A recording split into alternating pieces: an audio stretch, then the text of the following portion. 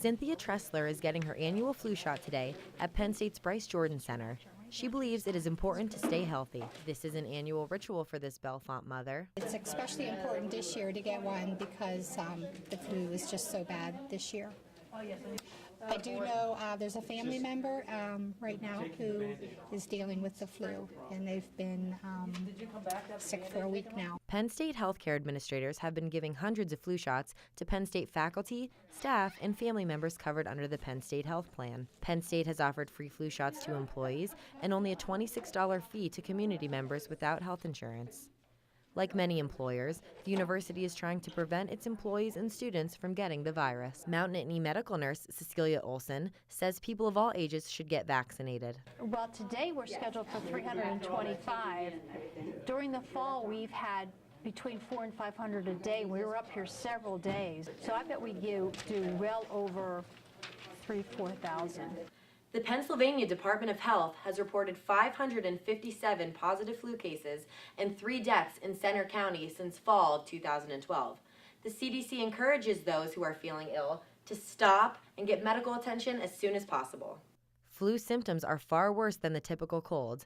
They include a stuffy nose, sneezing, headache, extreme exhaustion, and fever.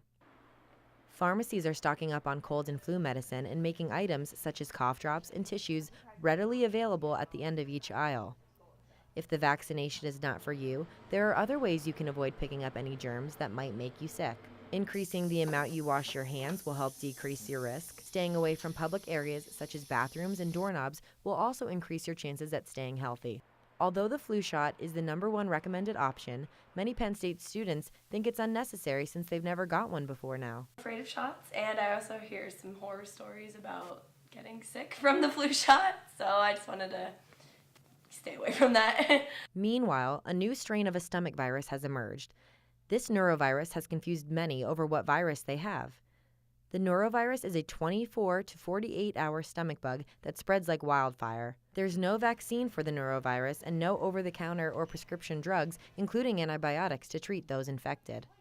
Every year, it's blamed for 70,000 hospitalizations and 800 U.S. deaths. The flu injections can be made, and they are still making them, so everyone can get them, but I think they haven't gotten them in the fall, everyone, so now they're panicking and wanted to go, and of course there's just so many that the manufacturers can make all at once, and they're panicking now because it's such a widespread disease at this time.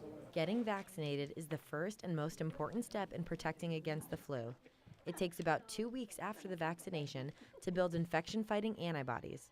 If you do become sick, antiviral drugs can make milder symptoms. The flu shot will prevent you from getting the flu because with the respiratory droplets, they can be in the air for 3 to 4 minutes after someone coughs or sneezes. And if someone else is walking by, they can pick up those droplets. Reporting in Center County, I'm Paige Wazalewski.